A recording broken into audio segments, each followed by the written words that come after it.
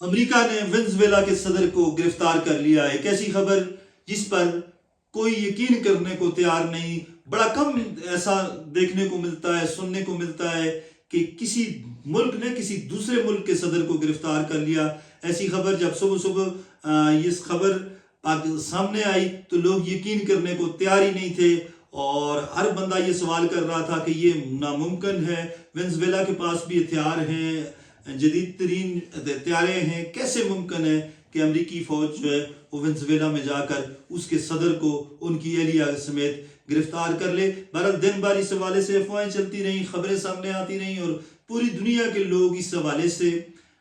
Media سے touch رہے اور جاننے کی کوشش کرتے رہے کہ امریکہ نے اگر گرفتار کیا ہے تو کیسے گرفتار کیا ہے، کتنے لوگ گرفتار ہوئے، کتنے لوگ اس آپریشن میں مارے گئے۔ تھوڑی دیر پہلے جو امریکی صدر ٹرمپ نے اس چیز کو واضح کر دیا ہے، انہوں نے کہا ہے کہ انہوں نے حملے کا حکم دیا تھا ونزویلا پر، اور امریکہ ونزویلا کے صدر نکولس مادورو اور ان کی اہلیہ کو کراکس جو ان کا کیپٹل ہے وہاں سے گرفتار کیا گیا ہے، اور گرفتار کر کے بیرون ملک منتقل کر دیا گیا ہے۔ اب اس حوالے سے چیزیں ابھی تک واضح نہیں ہیں، غیر واضح ہیں کہ کس طرح ان کو گرفتار کیا گیا، کتنے فوجی اس آپریشن میں شریک ہوئے، کیسے وہ فوجی وہاں پر پہنچے۔ لیکن جو خبریں آ رہی ہیں وہ یہی آ رہی ہیں، برطانوی نشریاتی ادارے کی خبر یہی ہے کہ امریکہ کی ڈیلٹا فورس نے یہ آپریشن کیا ہے، اور انہوں نے ونزویلا کے صدر کو گرفتار کر کے اہلیہ سمیت گرفتار کیا ہے اور بیرون ملک منتقل کر دیا گیا ہے۔ امریکی صدر نے یہ کہا ہے کہ امریکی طیاروں نے حملہ کیا ہے، اور امریکہ کے جو اٹارنی جنرل ہیں انہوں نے کہا ہے کہ منشیات اور اسلحہ رکھنے کے الزام میں ونزویلا کے صدر پر فرد جرم عائد کر دی گئی۔ یہ تاریخ میں، یہ جو ماڈرن ہسٹری ہے، یہ دوسرا ایسا واقعہ ہے امریکہ کی جانب سے کہ اس نے کسی ملک پر حملہ کیا اور حملہ کر کے اس کے صدر کو گرفتار کر لیا۔ اس سے پہلے 1989 میں پاناما پر امریکہ نے حملہ کیا تھا، اور وہاں پر پاناما کی جو فوج نے بھی ان کے ساتھ مقابلہ کیا تھا۔ اسی دوران پاناما کے جو فوجی رہنما تھے وہ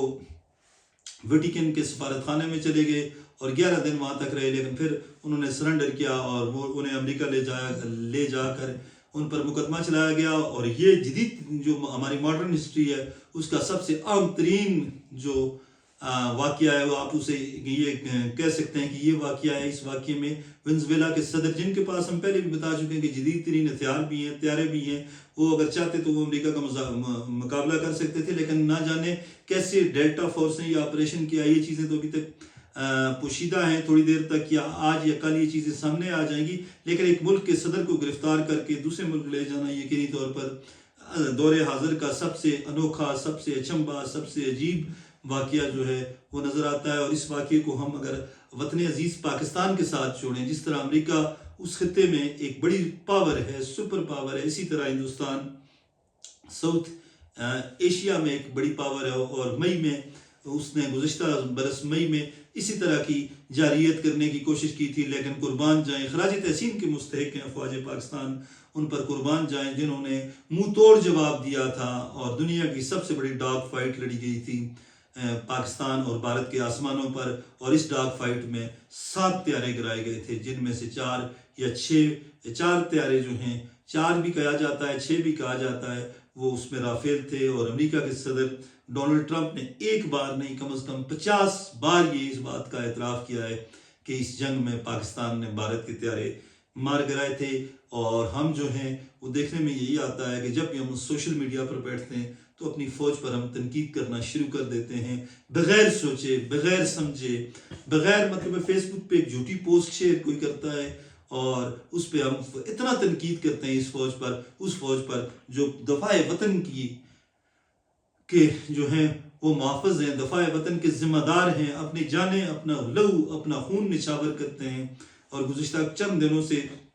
2023 میں مردان میں ایک جیلی میجر پکڑا گیا تھا جو چرس لے کر جا رہا تھا، اور اس کو اصلی میجر پیش کر کے ہمارے سوشل میڈیا پر پیش کیا جا رہا ہے۔ کتنی شرم کی مقام ہے، کتنے ظلم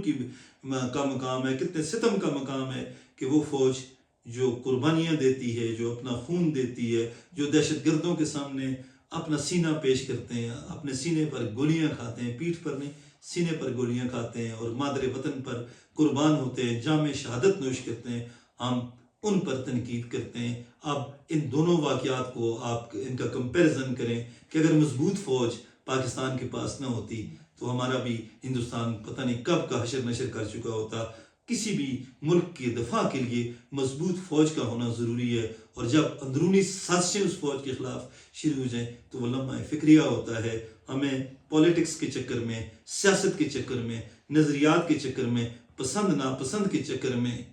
فوج کو ہدف تنقید نہیں بنانا چاہیے. سیاست اپنی جگہ، نظریات اپنی جگہ، لیکن بات پرویز مشرف صاحب والی ہے کہ سب سے پہلے پاکستان اور سب سے پہلے پاکستان کے لیے سب سے پہلے مضبوط فوج ضروری ہے. ہم آپ سے یہی ریکویسٹ کریں گے کہ ان دونوں چیزوں کو آمنے سامنے ایک ساتھ رکھ کر دیکھیں تو پھر آپ کو اندازہ ہوگا کہ مضبوط فوج پاکستان کے لیے کتنی ضروری ہے. خوش رہیں، آباد رہیں. اللہ حافظ.